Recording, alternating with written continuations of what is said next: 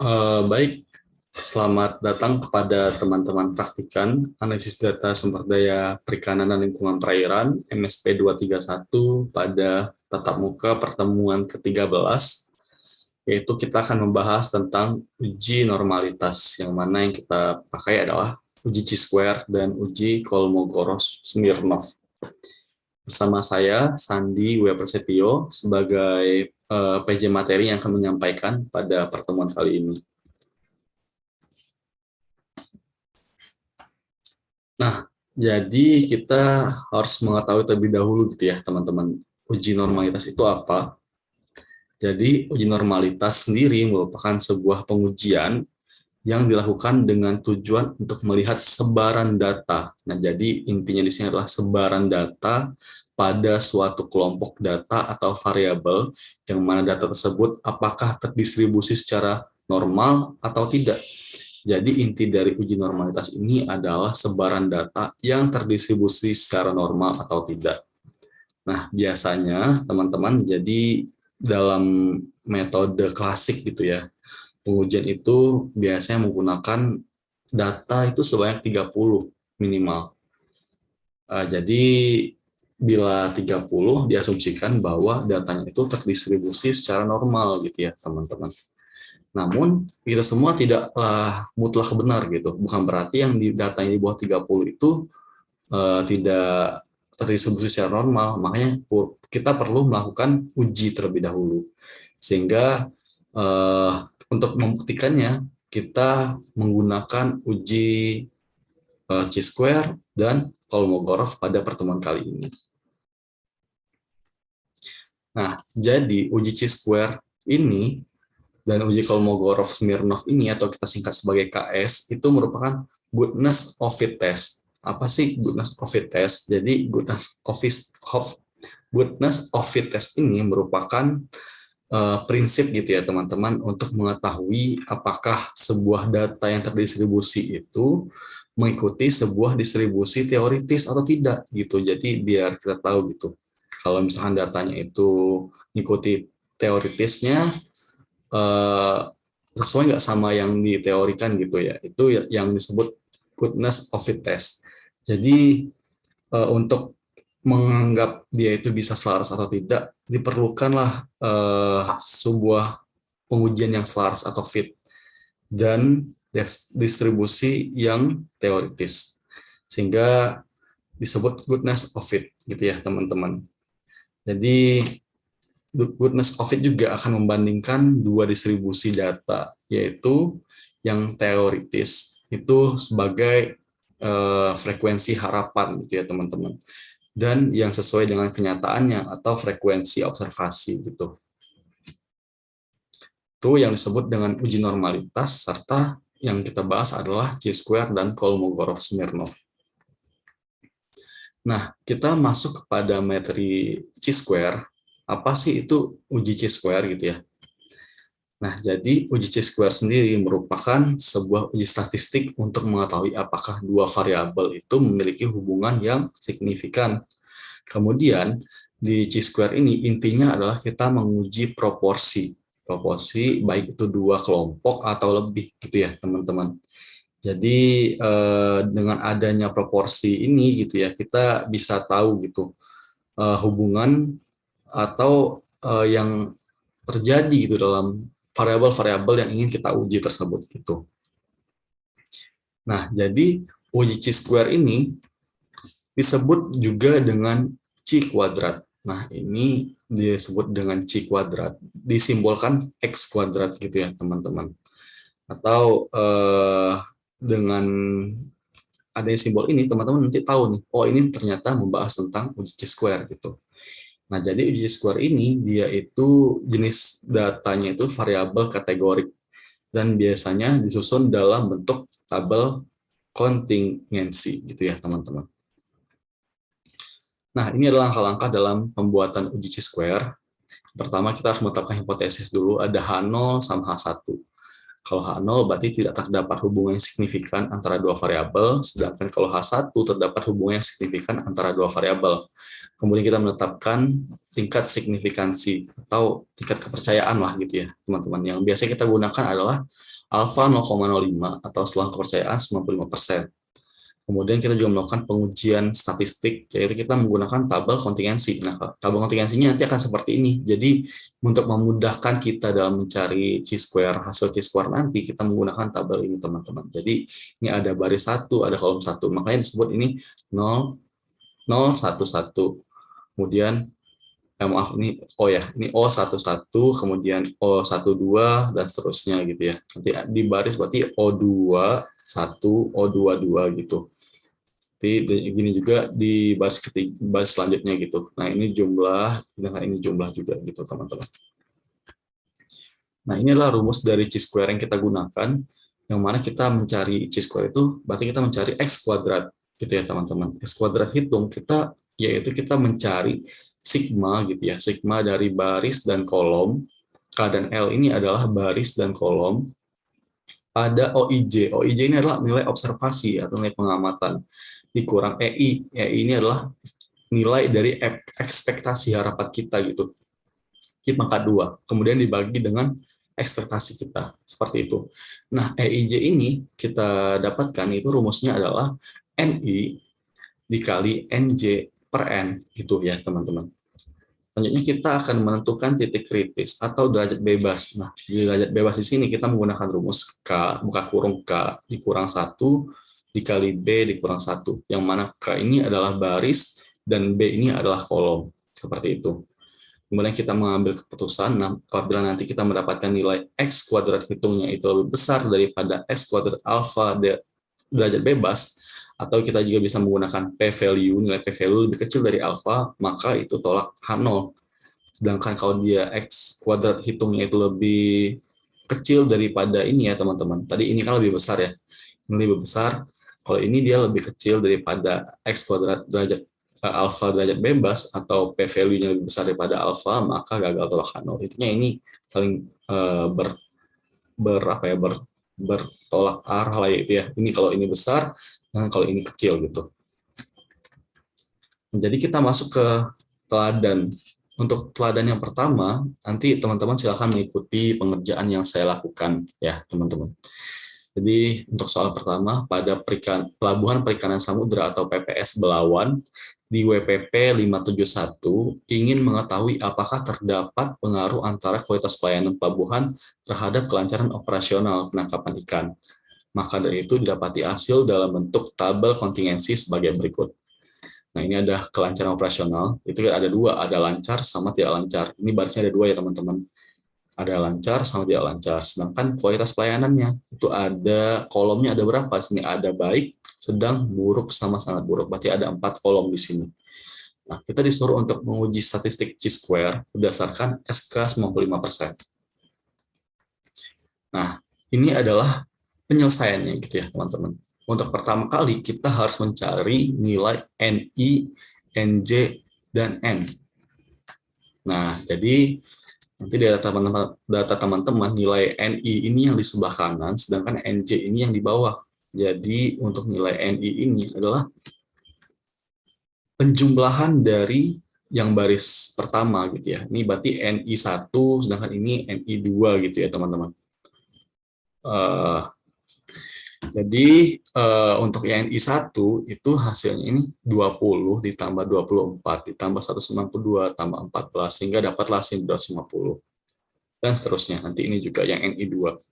Kemudian kalau yang NJ itu 20 tambah 8 sehingga hasilnya 28 gitu ya, teman-teman. Jadi nanti yang NJ2, NJ3, NJ4 itu juga sama pencariannya. Nah, kemudian kita juga mencari nilai N. Nilai N di sini adalah total seluruh data yang kita dapatkan, baik dari 20, 24, sampai 38, sehingga didapatkan hasilnya adalah 550 data. Nah, selanjutnya kita akan mencari nilai OIJ dan EIJ. Nah, ini udah dapat ya datanya, langsung dapat. Gimana sih cara mencari nilai OIJ dan EIJ ini? Nah, kita harus tahu terlebih dahulu rumus dari EIJ ini adalah NI dikali NJ per N. Sehingga kita mencari EIJ yang pertama, sebelumnya nilai OI ini, nah nilai OI ini didapatkan dari sini teman-teman, dari yang 20, 24, 192, 14, 8, 15, 239, dan 38 ini adalah nilai OI. Sedangkan yang EIJ itu kita hanya mengalihkan nilai NI dikali NJ per N, gitu ya teman-teman. Nah, jadi 250 tadi ya, kayak di tabel tadi, ini 250, berarti kan NI dikali NJ dikali 28 dibagi nilai N. Jadi 250 dibagi 28 dikali 250 dikali 28 dibagi 550, sehingga didapatilah hasilnya 12,7273. Gitu juga dengan yang EIJ kedua, EIJ ketiga, dan seterusnya. Nah, EIJ kelima itu kita menggunakan data yang ini kan 250 ya. Berarti kita kalau yang EIJ yang kelima, yang ini, itu kita menggunakan data 300. Contoh kita lihat di sini. Nah, ini yang kelima. Yang kelima itu kita menggunakan nilai NI 300 dikali NJ 28, kemudian kita bagi dengan 550, gitu ya. Sehingga dapatkanlah hasilnya. Nah, pada EIJ yang kelima itu 15,2727. Dan seterusnya sampai EIJ yang ke berapa ini? 1, 2, 3, 4, 5, 6, 7. Ada 8 data di sini. Nah, selanjutnya kita akan mencari nilai dari OIJ dikurang EIJ dan OIJ kurang EIJ kuadrat. Nah, ini datanya udah ada. Oke, gimana sih cara dapetinnya, Bang, gitu ya? Oke. Nah, jadi untuk mencari nilai OIJ dikurang EIJ yang data pertama, kita hanya mengurangi saja nilai OIJ-nya berapa. OIJ di sini kan 20. 20 dikurang dari EIJ 12,7273, sehingga didapatkanlah hasilnya 7,2727. Kalau OIJ kurang EIJ kuadrat itu tinggal dikuadratin aja gitu ya. Dari nilai ini dari 7,2727 ini dipangkatkan sehingga dapatlah hasilnya 52,8926.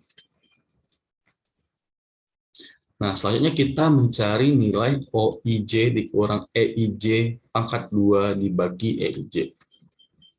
Nah, tadi kan udah dapat ya datanya kayak gini, kita gabungin. Ada OIJ, ada EIJ, ada OIJ kurang EIJ, ada OIJ kurang EIJ kuadrat gitu ya. Nah, selanjutnya kita mencari yang ini, yang dari tabel yang ini ya. Itu kita menggunakan rumusnya ini, maka kita tinggal masukkan saja nilai OIJ kurang EIJ-nya berapa. Yang kuadrat ya teman-teman, yang kuadratnya kan 52,8926 ini, 52,8926 dibagi nilai EIJ, berarti yang ini dibagi ini, sehingga didapatkanlah hasilnya ini 4,1558, dan seterusnya, nanti tinggal dihitung sampai ke bawah ini teman-teman. Nah, jadi dengan udah dapat hasil yang ini, kita bisa mencari nilai C kuadrat.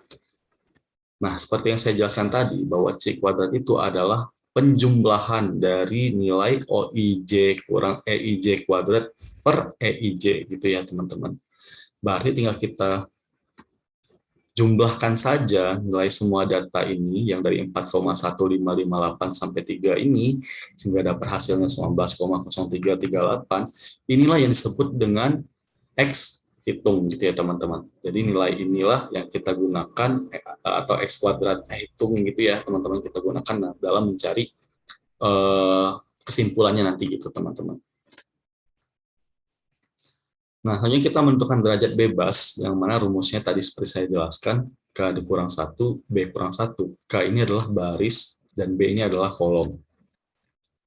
Nah, jadi kita tahu tadi ya teman-teman, terlihat di sini, barisnya ada 2, ya, ada lancar, tidak lancar, sama kolomnya ada 4, ada baik, sedang, buruk, sangat buruk.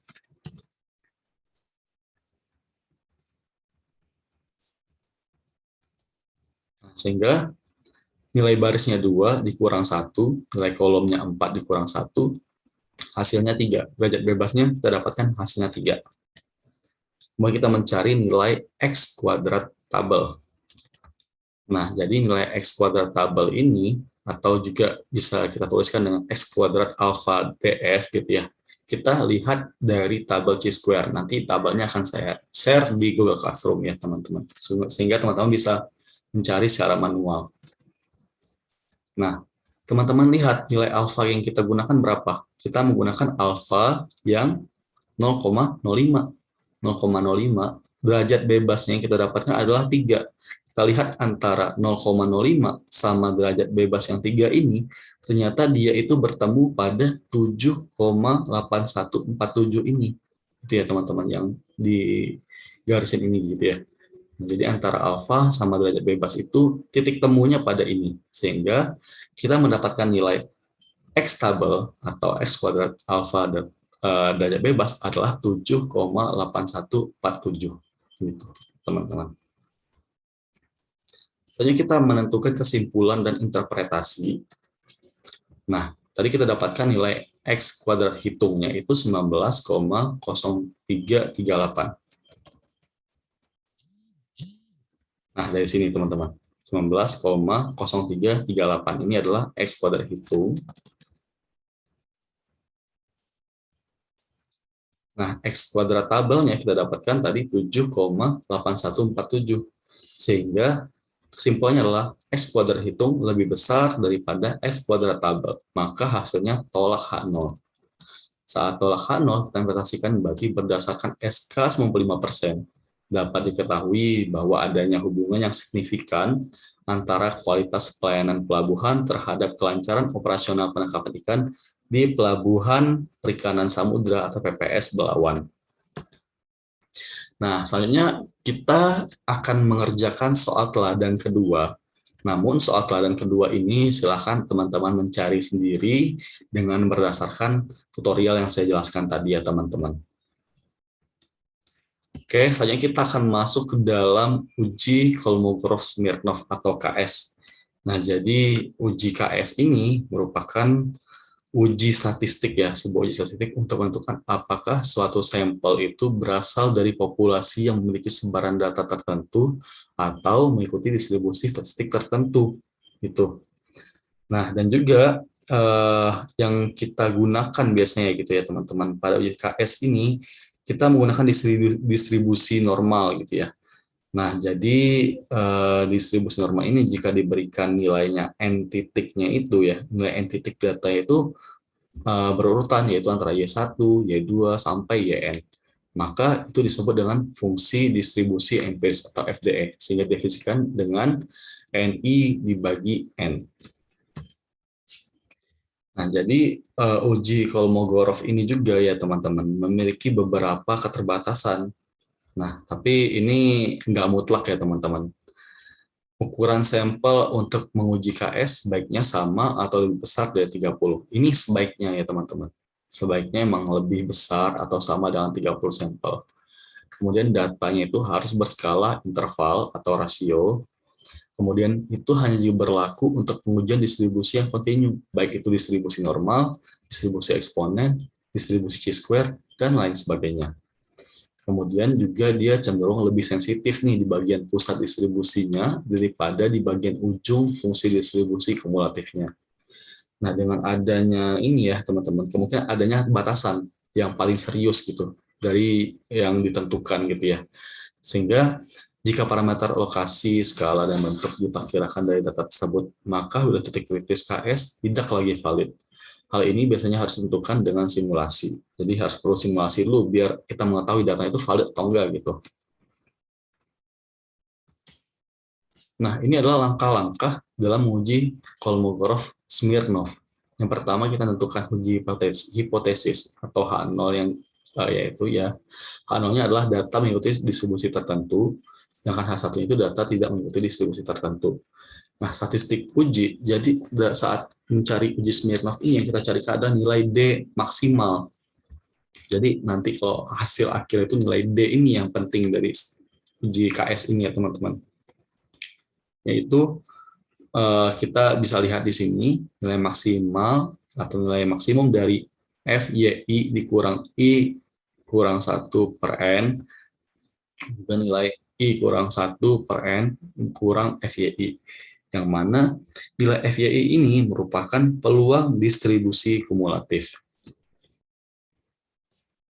Sehingga nanti saat didapatkan, kita bisa membuat keputusan. Kalau nanti nilai DN-nya itu besar dari DN alfa, maka tolak H0. Sedangkan DN lebih kecil dari DN alfa, maka gagal tolak H0.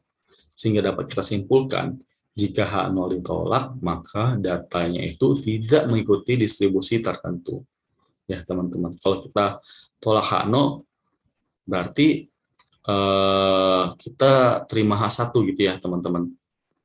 Tolak H0, berarti kita terima H1. Sedangkan jika kita gagal tolak H0, maka data mengikuti distribusi tertentu. Maka kalau kita gagal tolak H0, berarti kita menggunakan data H0 tersebut gitu ya, teman-teman. Oke, mungkin hanya itu yang dapat saya jelaskan untuk pengerjaan yang uji KS ini. Nanti silakan teman-teman kerjakan dari Labcom ya, teman-teman. Jadi khusus untuk yang teladan itu hanya uji chi-square saja yang teman-teman catat pada buku catatan. Untuk yang Kolmogorov-Smirnov itu nanti dikerjakan berbarengan dengan Labcom yang akan diberikan. Hanya itu yang dapat saya sampaikan. Lebih dan kurang saya mohon maaf. Terima kasih atas perhatian teman-teman semuanya. Saya akhiri dan selamat mengerjakan.